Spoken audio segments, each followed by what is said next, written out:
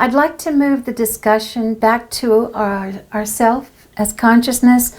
As your theory states, we are individuated units of consciousness. A bit of us is partitioned off, according to your theory, and becomes an avatar in this virtual reality. Can you explain, because I'm leading into some questions that people have had, can you explain why an avatar having free will forever is a illogical situation? Oh, okay. Well, yes, a piece of our consciousness, what I call the individuated unit of consciousness, a piece of that gets partitioned off, and I call that the free will awareness unit. And I just make these names up. You know, don't take these names too seriously. They're all metaphors. They're metaphors for functionality of consciousness, the functions in consciousness that have to exist in order for the system to be a stable system that works and does the things that we know it does.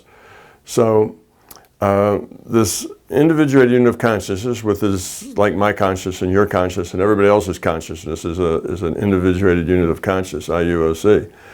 What happens is we partition off a piece of ourselves that contains just the quality of us, not the memory of us, not the intellect of us, but just the quality of us. And I won't go into the quality thing. You can look at my other videos and understand what I mean by that. But then that free will awareness unit becomes the consciousness for a particular avatar. Okay. So because it has no memory, its first awareness of, its first data that it gets, remember, this is an avatar, this is a virtual reality game.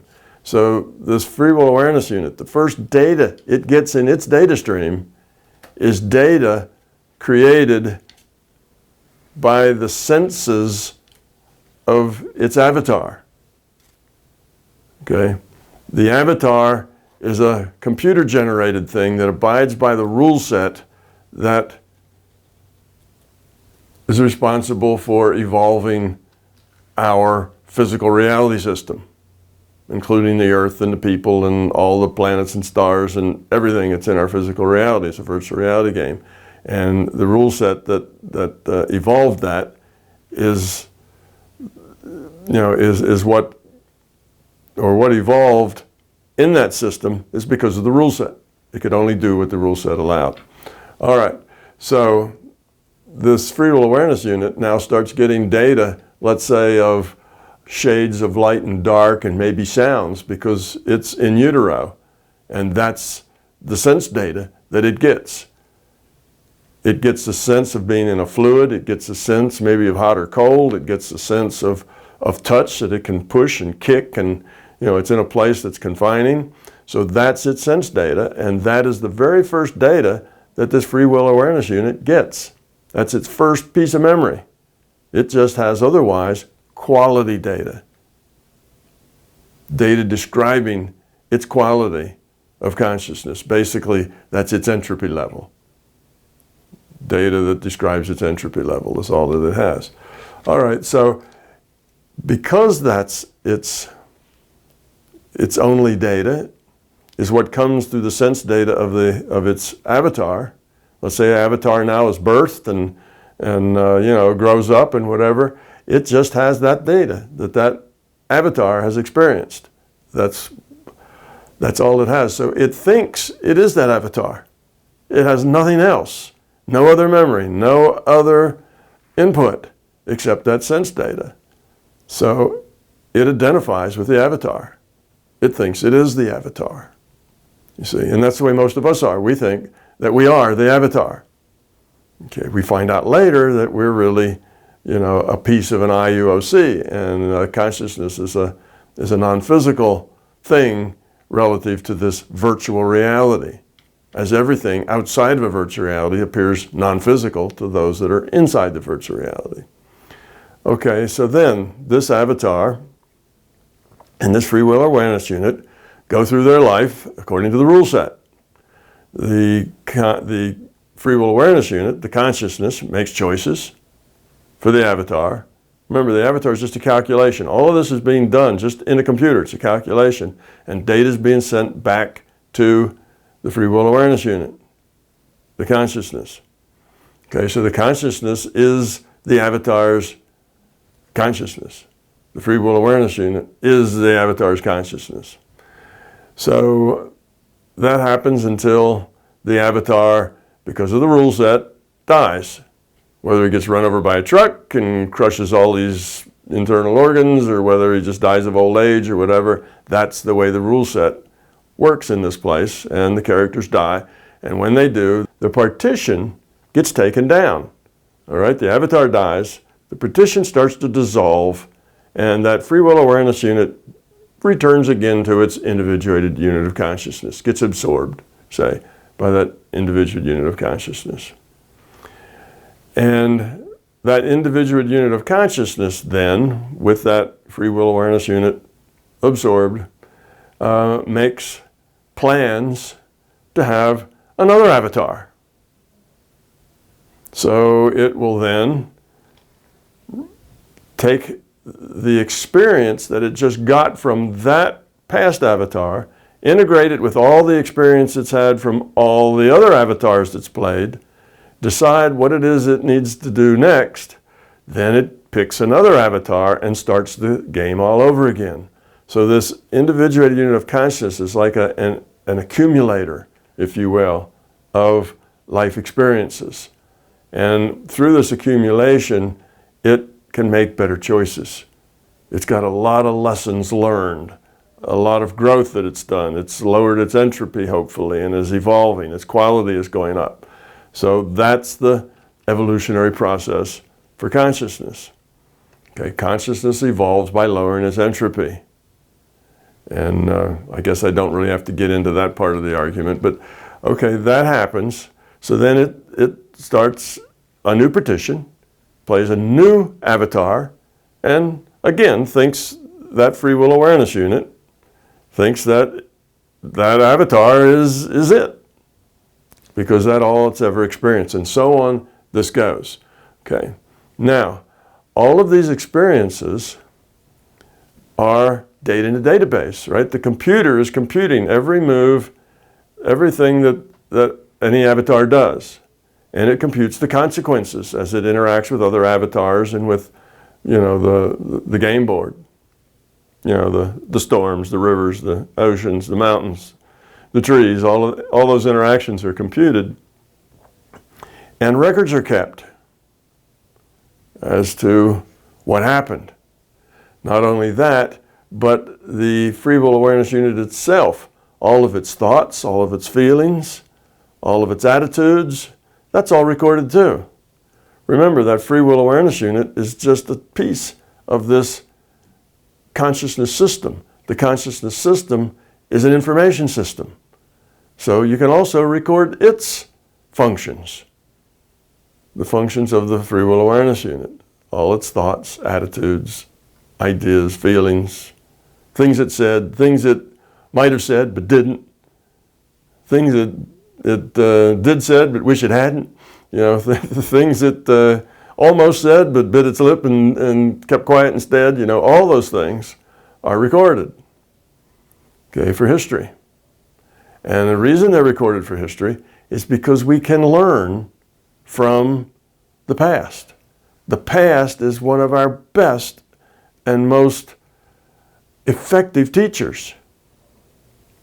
So I didn't mention it, but when this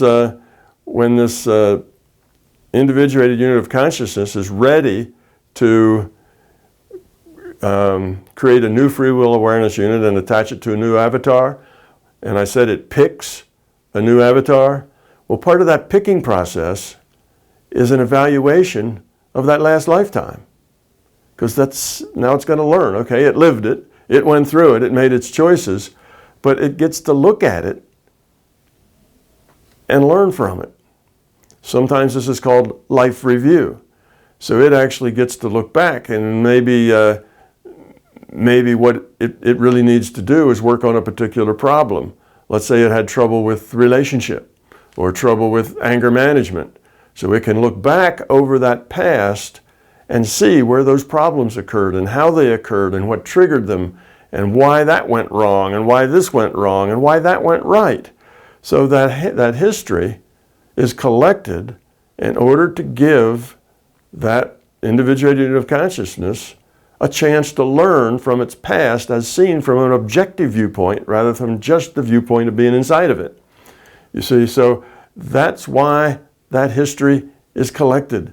It's part of the process of us learning. Otherwise, it would just have its own opinions of what it was doing when it was doing it, and it wouldn't have this opportunity to give an objective assessment.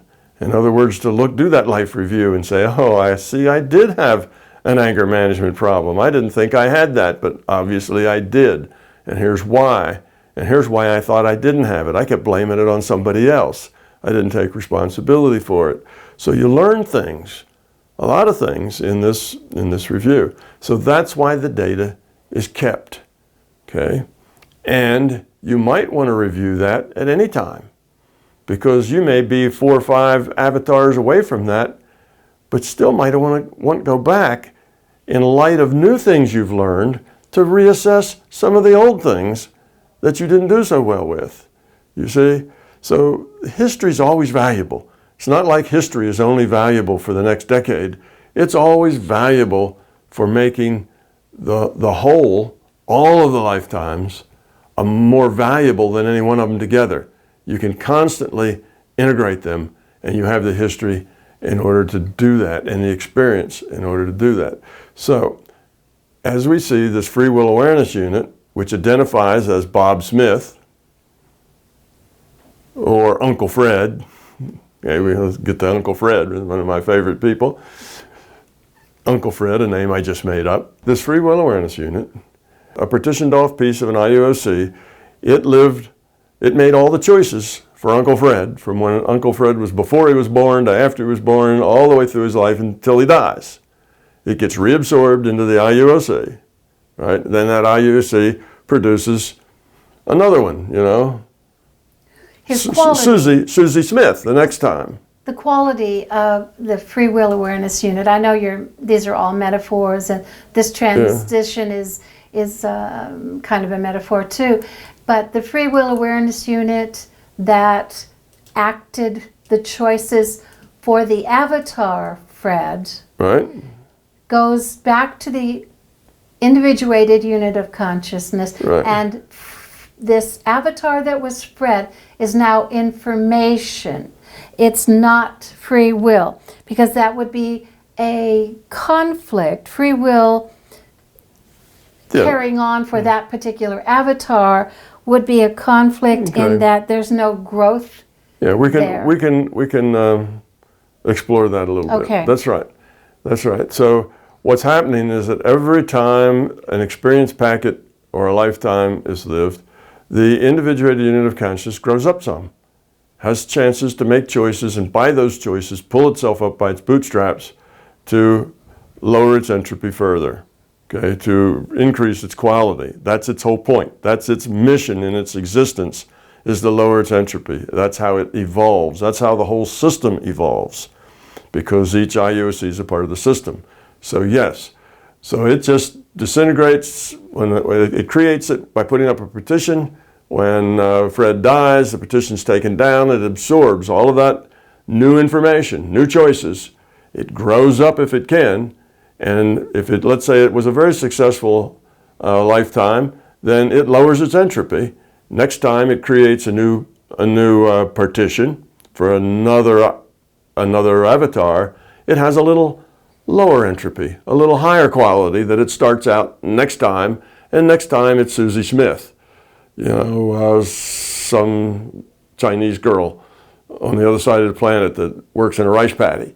You know, that's what it was. Last time it was Uncle Fred, who was a nuclear engineer, you know, working on a submarine. So it changes. So now it's Susie Smith, and then the whole process goes again.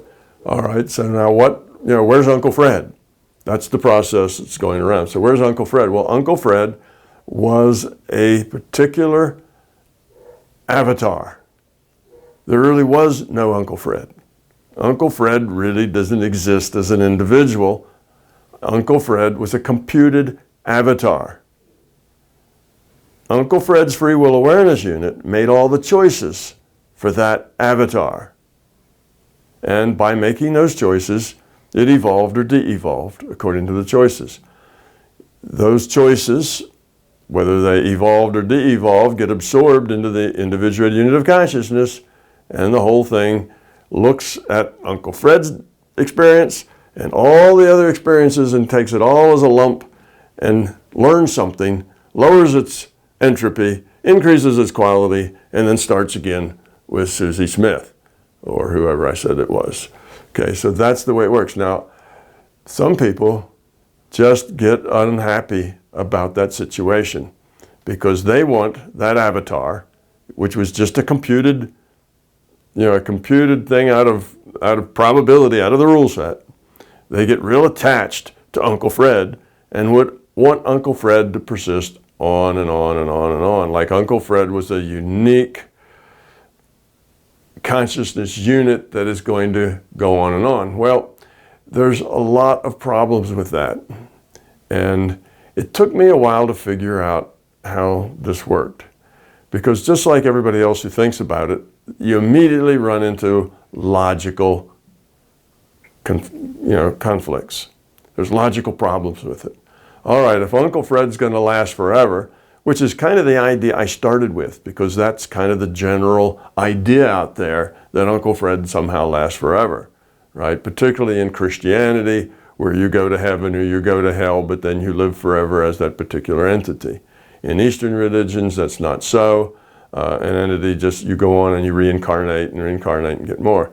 But in the Christian world, they really don't like Uncle Fred just dissolving into the IUOC, creating higher or lower quality, and then the IUOC going on and being another avatar. They don't like that. So let's look at the logical possibilities here. I, growing up in the Christian world, kind of had that same mindset. Well, Uncle Fred's, Uncle Fred, and he goes on. Just because I didn't really have any other thought, because that's just what you pick up out of your culture. If you live in this culture, you just kind of get that. So I thought about it, but there's all these logical problems. All right, so what does Uncle Fred do now if he's going to stay a viable, unique entity called Uncle Fred? What's he going to do? And how is he going to interact? Well, if he's just going to sit and stare at a wall, sit on a cloud and play a harp, dance in the fire pit, of hell and doom, if he's just going to do this forever and nothing's going to change, then you look at that and you say, well, that's a no-growth option. Uncle Fred's just always Uncle Fred. So where's the growth going to be? Where are his set of choices? Oh, he could maybe play the piano instead of the harp. Maybe he could learn all the instruments, or maybe he'll sit on different clouds. But you get to a point that you realize there's really no place for Uncle Fred anymore. Uncle Fred was a character in a virtual reality. Now what is Uncle Fred going to do? Okay. Maybe Uncle Fred could go into another virtual reality and play Uncle Fred there. But he's not anybody's uncle there. It's a different reality. He's no one's Uncle Fred there. Okay, so maybe he could go play in some other reality and do things there. But if he did, and he started making choices with a free will, then he'd change. He wouldn't be Uncle Fred anymore. As soon as he goes on with his free will, Uncle Fred's gone.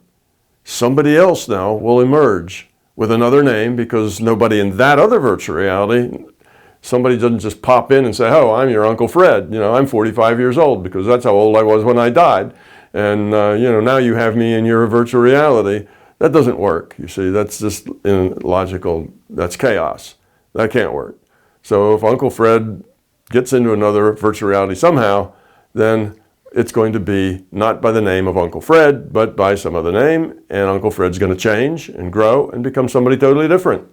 So Uncle Fred's gone then. Still not Uncle Fred anymore. It's somebody else. The only way for Uncle Fred to really stay Uncle Fred is that he doesn't have free will and he doesn't change. He's data in a database that'll always be Uncle Fred, because that's the Uncle Fred that was that avatar in that particular lifetime. But because you have a theory of virtual reality, that data in the database now has probabilities added to it. Well, it's not, it had probabilities all along, because you see, you have the future probability. And just for Uncle Fred, that was at every delta t, there was everything that Uncle Fred could have done, right? All the possibilities of what he could have done and the probability that he will do them. That's just for Uncle Fred. Well, as that time passes through the present, goes into the past, you keep all those probabilities around and they become everything that Uncle Fred could have done and the probability that he would have done them. Yes. You see? And that's the history database. The confusing part for people is current time. People accessing the information that is now Uncle Fred are getting responses, probabilities in current time past the date of his death.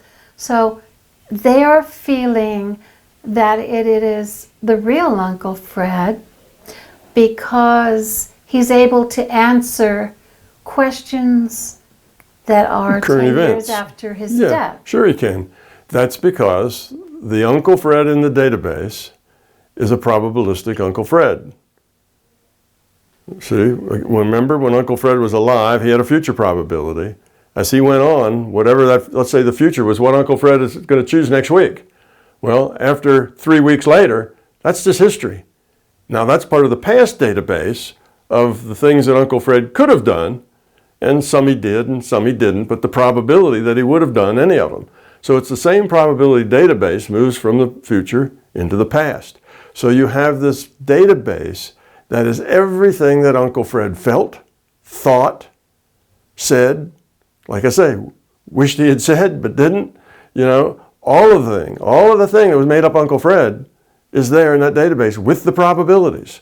So if you want to ask, well, okay, there's Uncle Fred, you've been dead now for 50 years, but what do you think about the election we're going to have next year? Well, it's just go through the probability. What would Uncle Fred probably say, given all the data and everything we know about Uncle Fred, about the election that's going to happen next year? Well, that's what Uncle Fred says. And just as you would expect, it's the, quintessential Uncle Fred.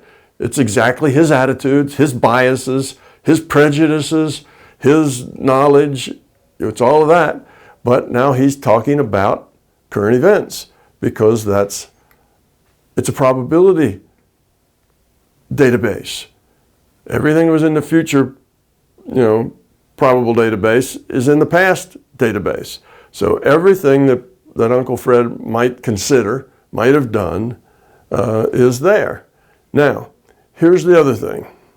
When somebody talks to dead Uncle Fred, who's alive, let's say you have an Uncle Fred and he was your favorite uncle and he's dead now for a decade or so and you never got to say goodbye. Matter of fact, you had a big argument with Uncle Fred the day before he died and you've been feeling guilty ever since because you called him some bad names and then he died and you just kind of living with it, all the mean things you said to him just before he died.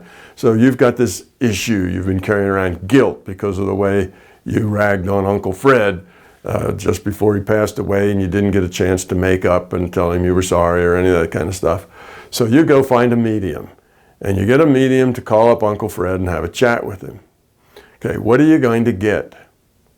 You're going to get the larger consciousness system playing Uncle Fred in order to help you resolve your guilt and your problems because it's holding you back from growing in this lifetime. So rather than be distressing to people, should that be comforting? Because you have a benevolent, larger consciousness system helping you. I know these things that you describe are your metaphors and your theory, but it makes sense that we move on and keep growing, because growth is evolution, and evolution is, the goal in your MBT theory. So isn't it comforting that the LCS would go to the trouble of supplying you with information that Fred would have said or wants you to know at this particular time? Because you know logically in your mind, you know that unless you're completely against reincarnation, which is a necessary part of your theory, a necessary part of an efficient system, and makes sense if you're going to continue to grow. Wouldn't it be comforting rather than distressing to know that Fred has gone on to another exciting lifetime where he could learn more things and grow further, rather than just being stagnant because of a belief that you might have? Well, yes, I would say that people should see it that way, but that doesn't mean they will. But it's not just that the system is benevolent. The system is working toward its own best interest. If you can get rid of your guilt and grow up, because that guilt is just a fear. Fear is things that traps you and keeps your entropy high. If you can get rid of that guilt and grow up some, then you're going to end up lowering your entropy. And if you lower your entropy, the system's entropy is lowered automatically because you're part of the system. So the system wants to help you grow up. You see, the system has an interest, a vested interest in you growing up rather than you sitting around being dysfunctional because of guilt and stuff that you're carrying around with you. So it's not just that the system's benevolent and likes helping people out. The system is helping itself out at the same time. It's growing as you grow. It's evolving as you evolve. So that's why the system is interested in helping you out. Yes, so now let's think of the logic of the problem, and that is that you call up your Uncle Fred, and a medium comes and gets Uncle Fred to come by, and the first thing that you'll get out of Uncle Fred is he'll tell you some kind of startling piece of information that only Uncle Fred would know, right? And this has to be the first couple of minutes of the session. And the reason that the system will do that is to convince you that this is Uncle Fred, because only Uncle Fred would know that. He'll call you by a nickname, that he was the only one in the world that called you by that, and nobody knew about it but him and you see, or something. All right, that gives it credibility.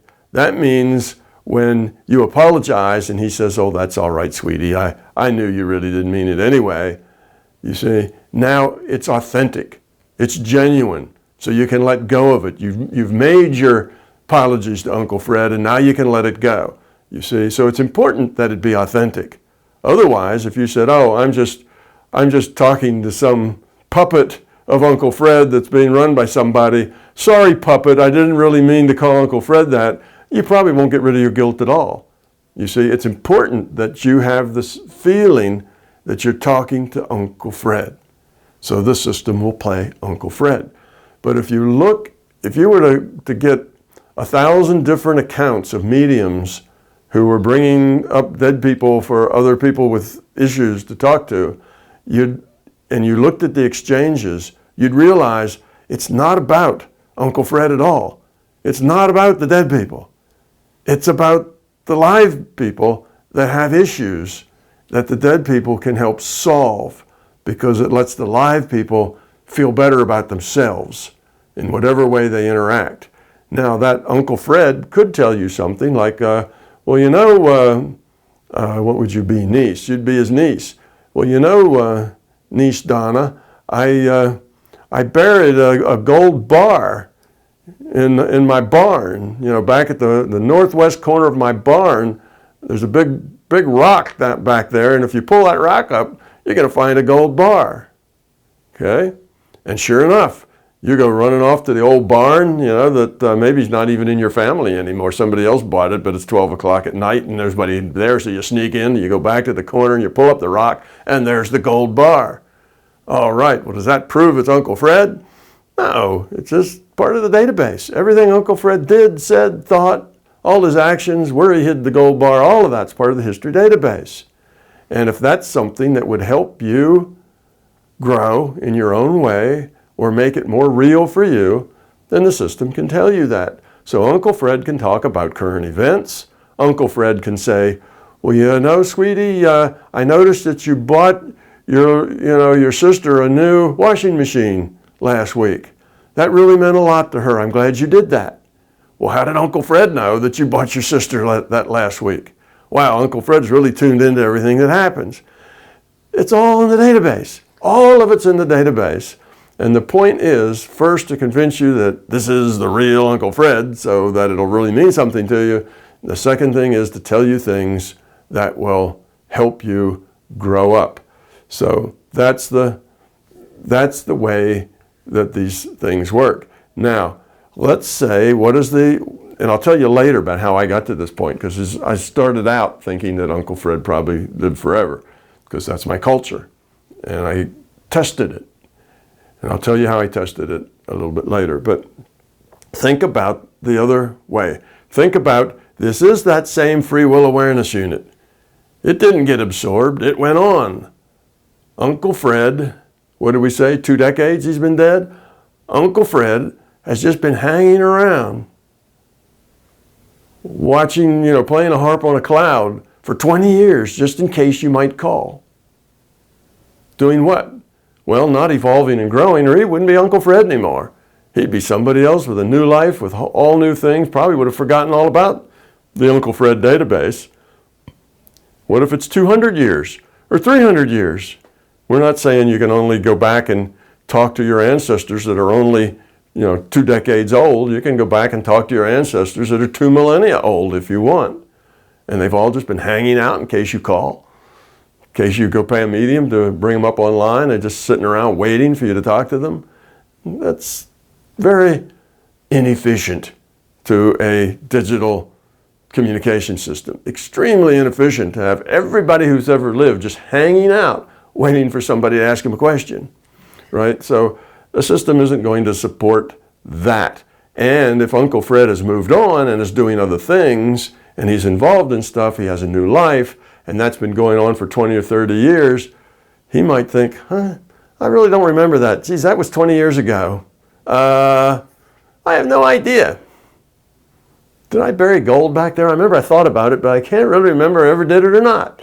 You see, Uncle Fred would tend to forget if he was just Uncle Fred 20 years later or 200 years later, but he doesn't. Uncle Fred comes back and he knows everything that Uncle Fred knew when he died. Everything. And he can talk about current events. So if you think about just if we take the devil's advocate and say, okay, Uncle Fred survives. Uncle Fred, as Uncle Fred, always survives, but he always stays Uncle Fred. Doesn't make any sense. Either he's sitting around doing nothing, waiting for a call, which is kind of ridiculous. Poor Uncle Fred, right? How would you like to sit for 20 years in case somebody calls you up on the phone, wants to talk to you? Or if he's doing something, he has perfect recall of his life, even if it's 200 years ago, because you can go back and, oh yeah, okay, that was me when I was a Roman centurion, in the legions, and we were invading Gaul at that time, and yeah, you can talk to him too. And I guess he's just been sitting around waiting for you to call, remembers everything he did as well, you see.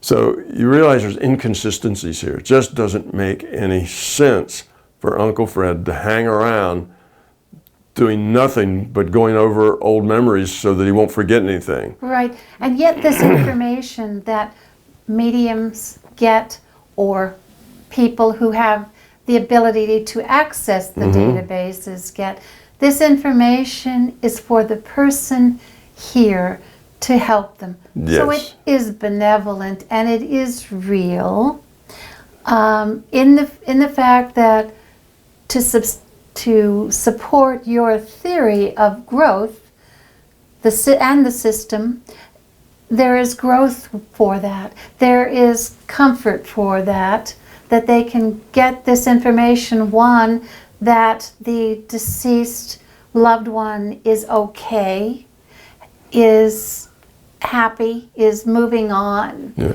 And of course, it doesn't have anything to do with them actually being happy and okay.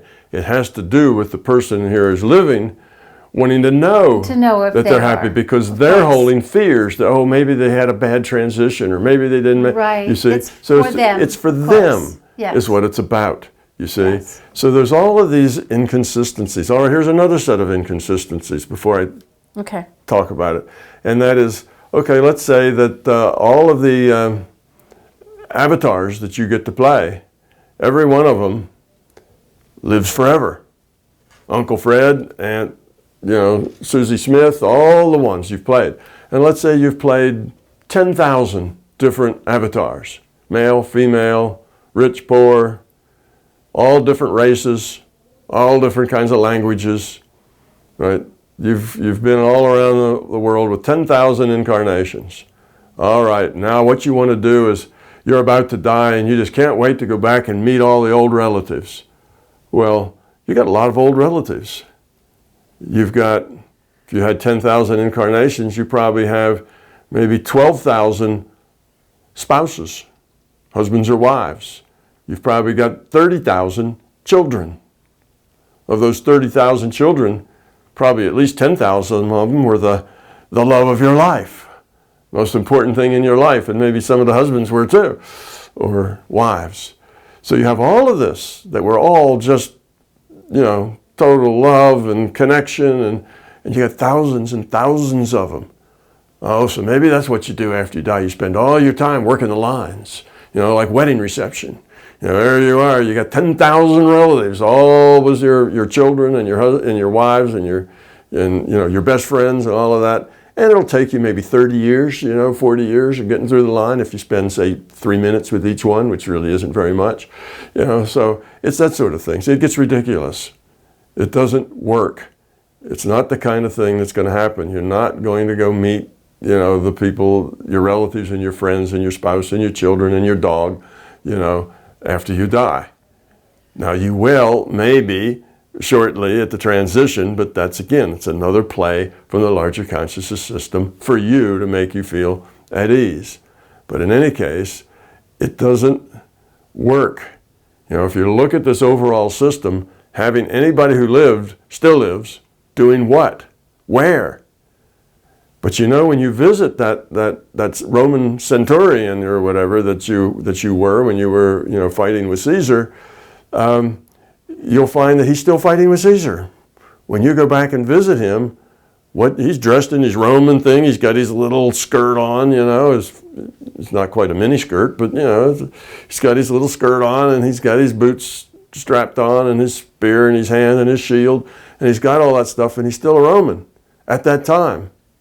Well, okay, at that time. So what happened to all those Romans? Are they still, millennia later, still charging across the fields at Gaul? I mean, how many times can you charge, across the field to conquer Gaul? For millennia? Every day? That's worse than Groundhog Day movie, right? There's no end to it. At least Groundhog Day, there was a way out. All you had to do was grow up, and increase your quality. You got out. This, you're going to be that Roman soldier forever, because that's what you were then, that's what you are now. Same with Uncle Fred. Uncle Fred needs to stay Uncle Fred forever. He doesn't want to come back and say, well, I've had 3 lifetimes since then. I really can't remember what you're talking about. That's not acceptable. That's not Uncle Fred. You want your Uncle Fred, who's just the same as he was the last time you talked to him. That's what you want. Well, that's your ego. That's your fear. It's not the way the system works. That's terribly ineffective, inefficient. Now, one of the ways that I got to the understanding that this database did not have free will characters, because I got to the point much earlier on, anybody who has any just basic logic says, this doesn't make sense. How can all these people still be these people for decades and decades and millennia. You know, the Roman war in Gaul isn't still going on, is it? And it's like, yes, it is. Well, you know, that's impossible. You know, there's conclusions, there's ends, there's consequences.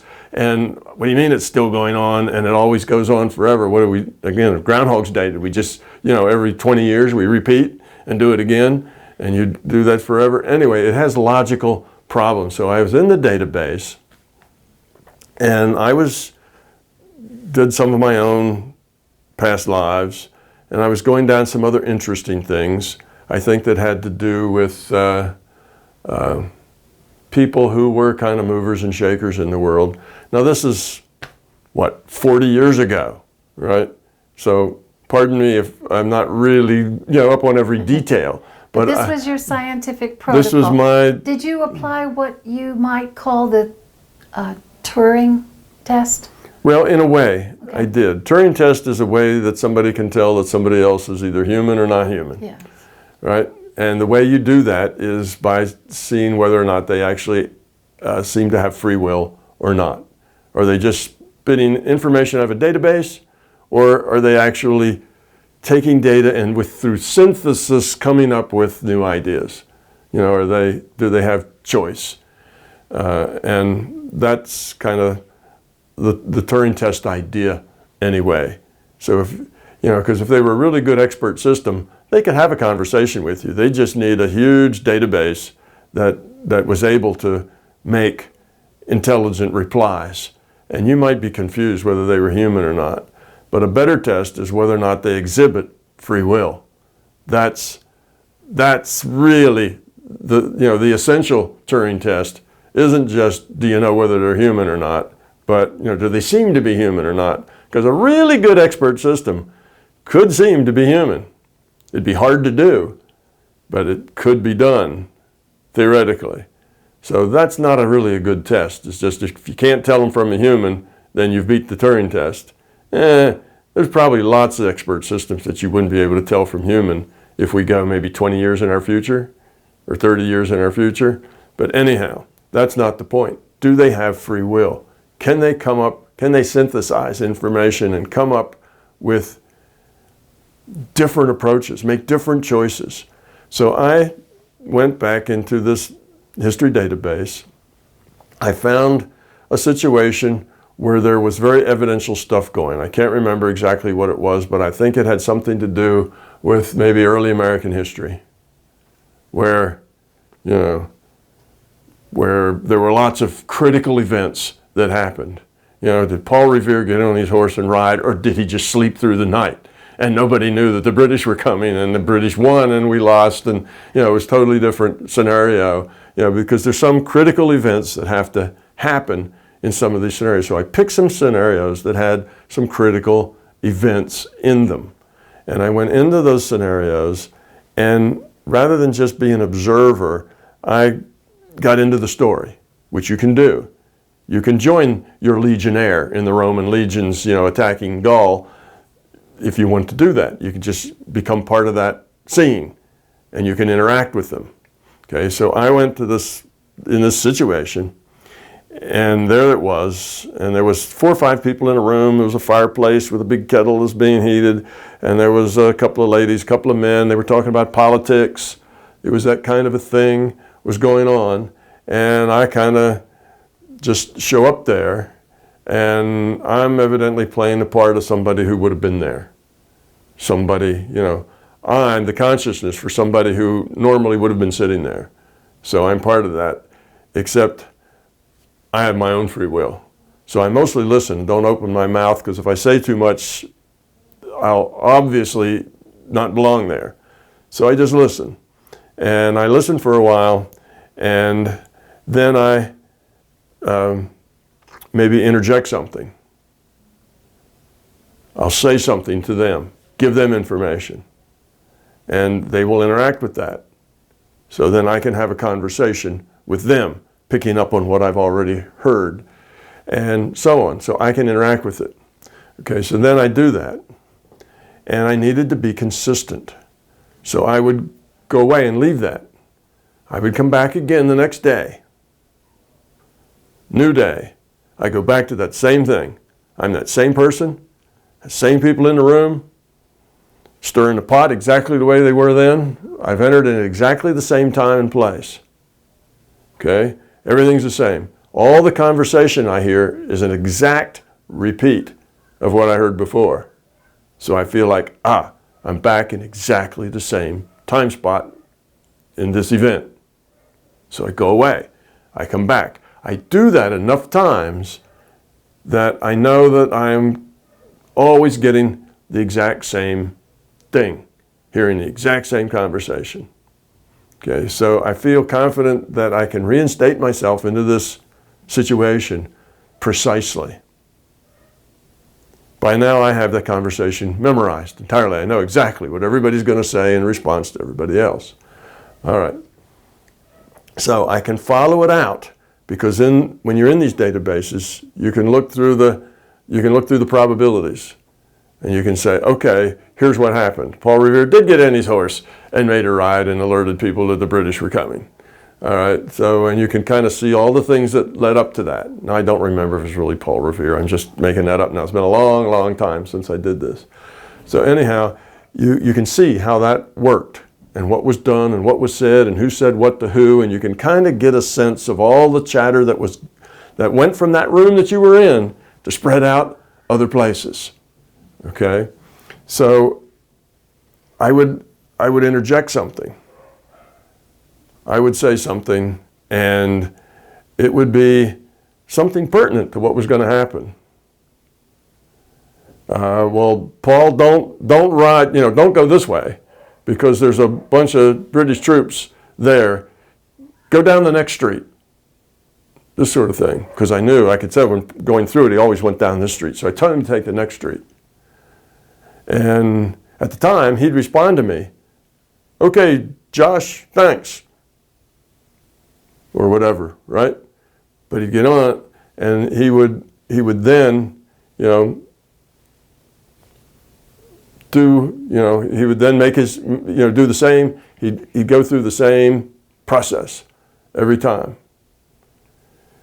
He would go through the same process. So though I was interacting with him, and they would interact with me, giving me their probable responses to the things that I would say, they were playing out their parts. It was static. There were no probabilities available. Right. It was a static kind of thing. Okay. And I did this enough and looked at outcomes that I realized that, well, that wasn't kind of the end of it. I do this, and I would realize that every time I'd come, this was really, it wasn't whether Paul really took the next street or not. That wasn't the key point. The key point was I'd then come back again, and I would say the same thing. Oh, Paul, watch out, don't go this way, go there, whatever. And when I'd say that, conversations, other people would say something. Somebody over here would say, oh yeah, those Brits, they're everywhere. Somebody would say, just casual comments would come off when I'd say that from in the room, and from, connections that they made later. Just like you would if you're around a bunch of people, if there are 10 people in a room and you say something, you're going to get little quips and comments from everybody that's listening, even though you're just talking to a person. Well, I did that, and I'd come back, I'd repeat it, and I'd get exactly the same little quips every time, in the same order, exactly. You see? And then I'd come back and I'd do it again. I'd get the exact same little quips, exactly the same order, again. And I thought, well, either these people are really regular or, they're scripted. And then I tried to say some different things that would create a stir. So I made some other things up. And then I'd come back and repeat and see what would happen. And I tried to do, I remember going over and over, and I probably did this 100 times, and I tried to do things that were kind of neutral so that people would maybe respond one way or another way. You know, things that weren't always the same. Like, you know, well, do you think it's going to get cold tonight? You know, I hear it's going to rain all day for the next week. You know, every day for the next week. Things like that, just off the wall. And people would say, nah, that's not what I heard. Or maybe they'd say, well, you know, better make sure I know where my umbrella is or whatever. They just say stuff. You see, but when you have something general like that, if you repeat it and they have free will, they're going to say different things. And they're going to say them in different orders. They're not going to always do it the same way unless they're scripted. So I kept going over these things, testing it over and over and over again until I found out that these people aren't just, you know, obvious and it's just the way they are. These people are scripted. They always react exactly the same way to what I say. If I say it at the same time in the conversation, in the same way, I get the same response. You did these in other situations too? Yes, I did it in multiple situations. Yeah, I probably spent months, you know, just on this thing, just on this process of doing it. And it always worked that way.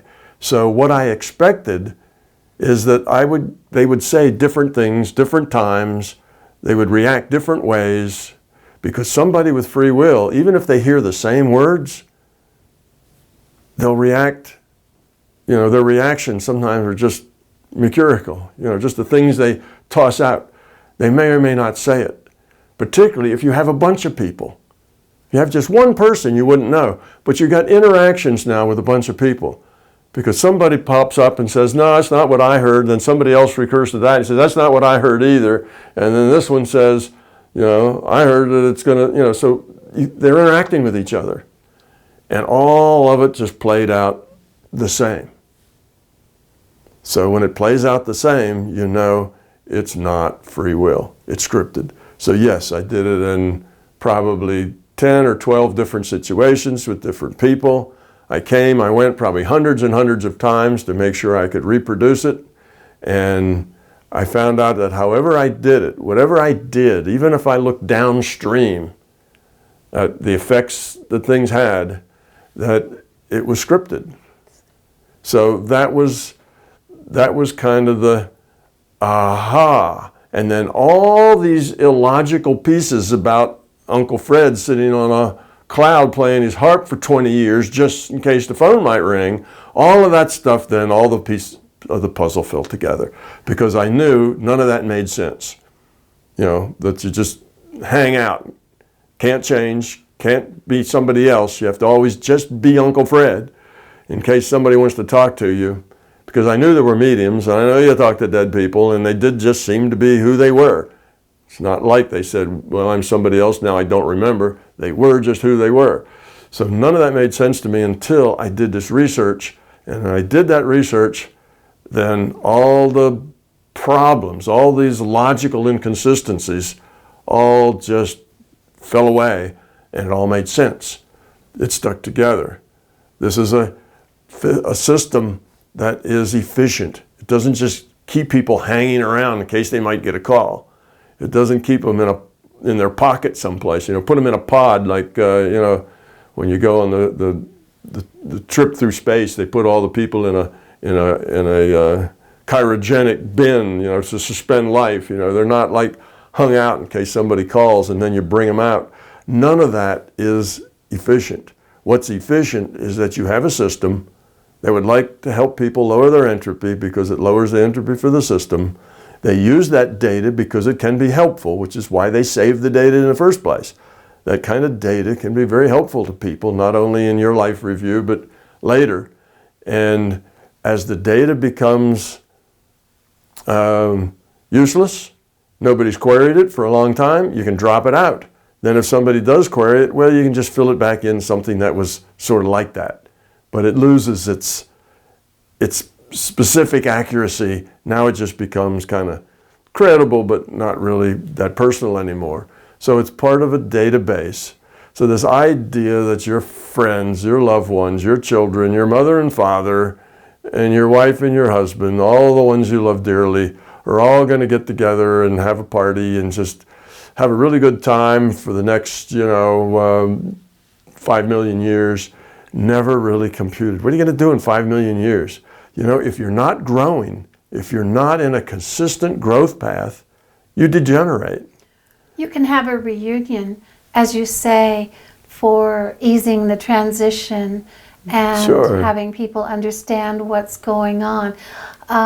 This is not to take away anything from the wonderful work that the mediums do or anybody accessing the databases. No, or the valuableness of the Very data valuable. or any of that, sure. I mean, it's a good thing. Let's say that you're, somebody that you love, maybe a child, maybe a spouse, died early. Well, there's no reason why you can't connect with them and interact with them all along. Not just hire a medium, but you can just do it yourself. You can say, honey, I'm really having these problems with the kids. Do you have any suggestions? Or this or that. You can talk to the dead people. You can get information. Mm-hmm. You can tell them, and I love you and I really miss you. And they'll tell you, well, I love you and really miss you too. And it can be a very soothing, very practical, very useful thing to do. So the data is there. It can be used, and it should be used. Well, one doctor, does this very successfully with a son of hers who died. She keeps in contact and channels that information. Eliza Medhus. Yes. Yeah. And yes, that exactly. Has been very, and very that was important for her own mental health. Sure. You see, otherwise she was going to go off the deep end too, was her concern, and this brought her back. Been extremely helpful. Well, your information that you've given is very interesting on a lot of levels. I think this will clarify things for people, but also I think it will bring up the point that there are very few physicists with a theory of everything who have done the kind of in-depth, and I use your previous examples as an example here, your in-depth research into how this reality works, which is the question as a physicist you would want to know. So you not only have the physics background to plug into, but the consciousness background as well, because anyone who can delve into the databases and do the things you've described in a scientific protocol manner is somebody unique indeed. Well, yeah, that is an advantage I have. If I hadn't spent, I've said before, I had dual careers. I've spent about as much time in career of conscious research as I have in a career of physics. So I've got about 40 years into each. And if I hadn't had both, I wouldn't be able to have come to the conclusions that I've come to since. I wouldn't have been able to write my books. I wouldn't have been able to turn consciousness theory into quantum mechanics experiments. So yes, it's only because I had the inside information of my consciousness research, which produced a whole lot of data points that are facts to me, my experience. They're facts in my experience, and I don't call things facts easily. I'm a scientist still, and to be a fact, it has to be compelling evidence. But I've got all these facts in the consciousness realm, and I've got all these facts in the physical realm, which when you're a physicist, you try to figure out what the facts are in the physical world.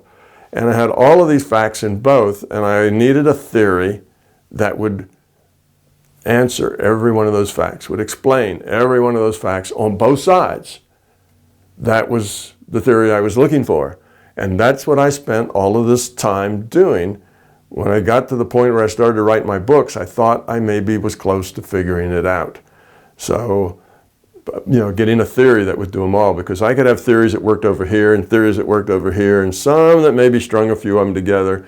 But there was all of these logical inconsistencies and other problems that just wouldn't hack it, just wouldn't work until what I came up with was a single logical theory that would explain all of the facts that I'd learned in consciousness and all of the facts that I'd learned in the physical world. And it was a simple theory and elegant with just a couple of assumptions. Basically, that consciousness exists, which means time and free will exists, and that evolution exists, and that consciousness was an evolving system. You see, that was it. So just that evolution exists and consciousness exists were my two assumptions. And from then, consciousness isn't just a static thing. It's not a dead thing. It's an evolving, growing thing. Evolution is open-ended. Evolution never ends. As long as there are states to move into, it will continue to move into them if they improve themselves relative to their environment or to their goals. So that made sense then of everything else. And because it was so elegant, and because it so cleanly explained all of these facts on both sides, then it was just one understanding that got them all. That's why I called it a big toe, rather than a little toe that just explained the paradoxes and issues over in the physical world, or a metaphysical toe that just explained, the stuff that was in the consciousness world. It hit all the facts. So I couldn't have done this if I didn't have the consciousness research. That was key. Because if all I had was a bunch of maybes and a bunch of, what do we call it? Somehow? Yeah, this happens somehow. Yeah, I had a bunch of somehows, or I had a bunch of conjectures in the consciousness part, and then I had the physical world because I was a physicist. I could never have come up with a theory because all these conjectures are just, they're moving points. They're not facts. There's stuff that just floats all over the place. So it would not have been possible for me to do what I've done and come to the conclusions I have if I didn't have two 40-year careers, one in physics and one in conscious research.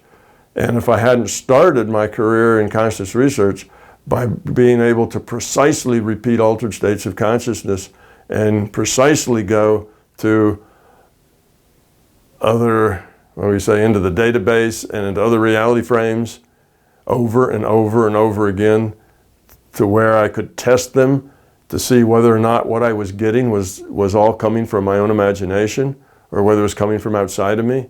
I'd have to go and do things and interact in ways that clearly I got stuff back that wasn't in here. Clearly I got unique stuff back. And eventually you get a sense of when the data is coming from yourself, your imagination, and when it's coming from outside of yourself. But that takes probably 15, 20 years on its own just to get, just to develop that ability to test things over and over, and you know what's inside of you. You know where your own, where your own ideas and conclusions. And sometimes you'll just get an answer that's off your map. Nothing you got in your map does that. And then you find that particular off the map conclusion solves a problem, just like that.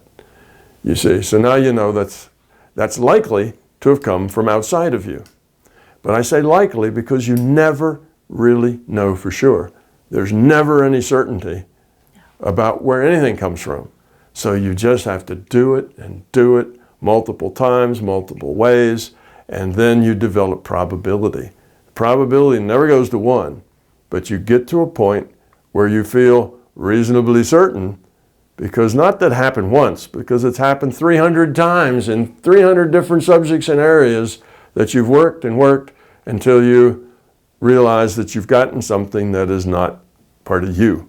And being able to do that partly is that you have to know all those parts of you.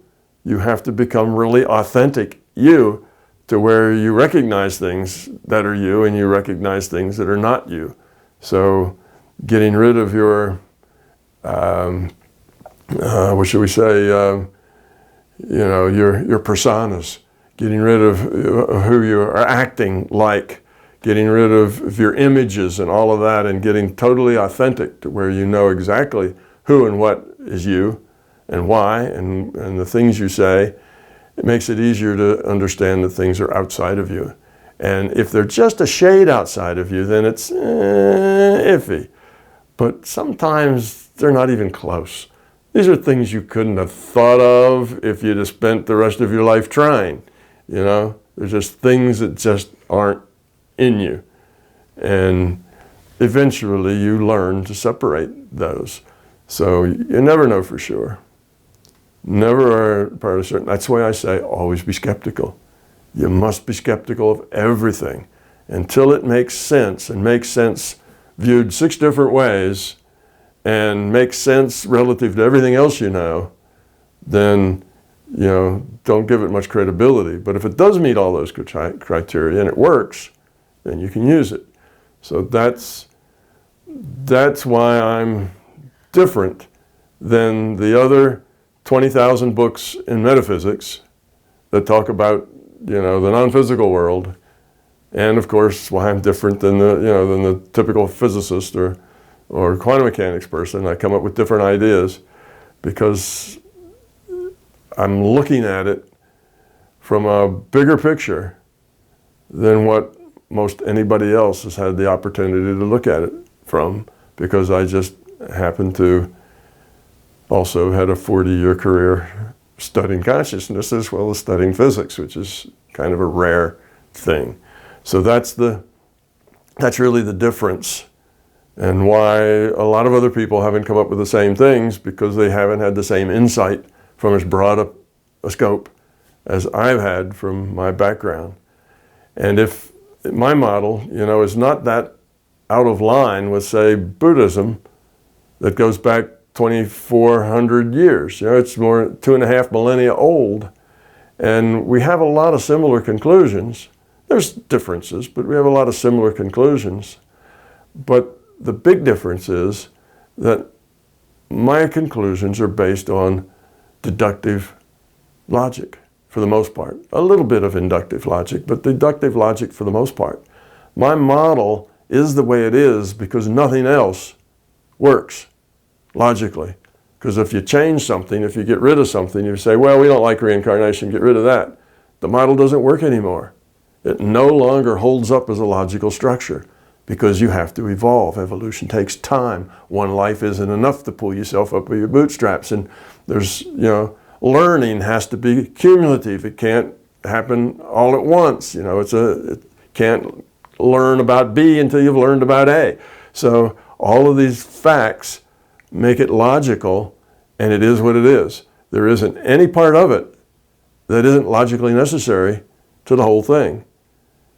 I can't think of any part of it where I'd say, well, this, or this, A, B, or C, each of those works about the same. It could be any of those. It doesn't work out that way. It's always worked out. This works, and nothing else does. Now, some of that may be my own prejudice or something. I'm not saying I know everything. I can obviously get things wrong, but that's why I'm always looking for things that don't fit the model. I keep a sharp eye out for anything that is contrary to the model.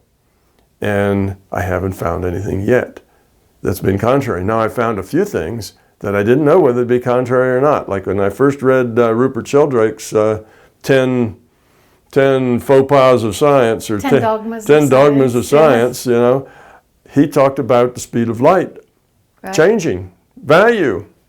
I'd never heard of that before. So, you know, my speed of light is delta x over delta t. You know, it comes from the grid, from the quanta of space and time that's in the simulation. So I said, oh, that's a new one. Can I support that?